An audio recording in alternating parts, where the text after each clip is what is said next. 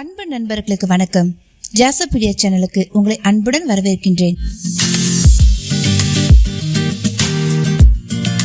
இன்னைக்கு நாம கேட்க போறது சிவபெருமான் நாகங்களை ஆபரணமாக பூண்டது எப்படி, அத பத்தி நாம இன்னைக்கு தெரிஞ்சுக்க போறோம். கதைக்குள்ள போகிறதுக்கு முன்னாடி என்னுடைய சேனலை நீங்க இதுவரை சப்ஸ்கிரைப் பண்ணலனா சப்ஸ்கிரைப் பண்ணுங்க. அப்படியே மறக்காம பக்கத்துல அந்த பெல் ஐகானை பிரஸ் பண்ணுங்க. சரி, வாங்க நாம கதைக்குள்ள போகலாம். தாரகா வனம் என்ற ஒரு அற்புதமான மகா அமைதியான வனம் இருந்தது. அங்கு பல முனிவர்கள் வேள்வி செய்தும் தவம் ஏற்றபடியும் வாழ்ந்து கொண்டிருந்தார்கள். அவர்களது சிந்தையில் அணு அளவு கூட பக்தியுணர்வு என்பதே கிடையாது. தங்களது தவத்தின் வலிமையால் முக்தியை அடைந்து விடலாம் என்ற மகா கர்வத்தில் இருந்தார்கள். அவர்களது பத்திரிமார்களோ அந்த முனிவர்களுக்கு மேல் இருமாப்பு படுத்தவர்களாக இருந்தார்கள்.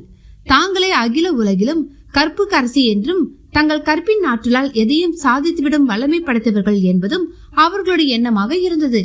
இவர்களது ஆணவத்தை ஒழிக்க கருதிய சிவபெருமான் விஷ்ணுவுடன் கலந்து ஆலோசித்து ஒரு திட்டம் தீட்டினார். திருமால் பார்த்தவர் மதிமயங்கி காலடியில் விழும் அற்புத அழகோடு கூடிய மோகினி வடிவம் தாங்கி வர, சிவன் திகம்பரராய் பிச்சை எடுக்கும் பிச்சாடனர் உருவம் கொண்டு தாரகா வனத்தை அடைந்தனர்.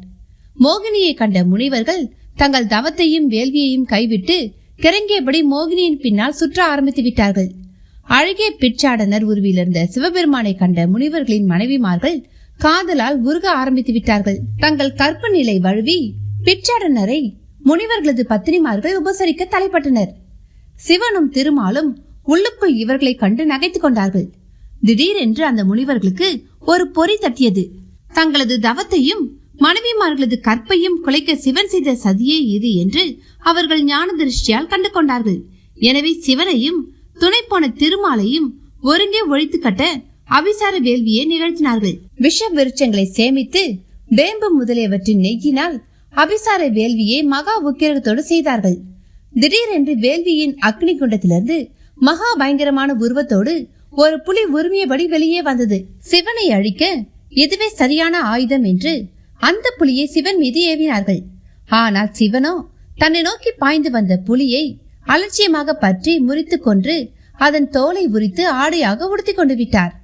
தாங்கள் ஏவிய புலியின் கதியை கண்டு வெகுண்ட முனிவர்கள் அக்னியிலிருந்து அடுத்தடுத்ததாக தோன்றிய யானை, மான், பூதங்கள், மழு, முயலகன் என்ற அசுரன் ஆகியோரை சிவன் மீது ஏவ அவர் அவற்றை வெகு சுலபமாக முறியடித்தார்.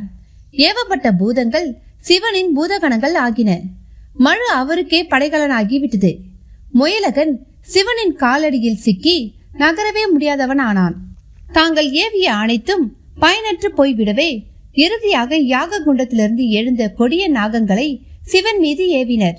அந்த நாகங்களுக்கு காளி, காலாந்திரி, யமன், யமதூதன் என்று 4 விதமான நச்சுப்பற்கள். அவற்றிலிருந்து விஷத்தை பீச்சி எடுத்தபடி அவை ஆக்ரோஷமாக சிவன் மீது பாய்ந்தன.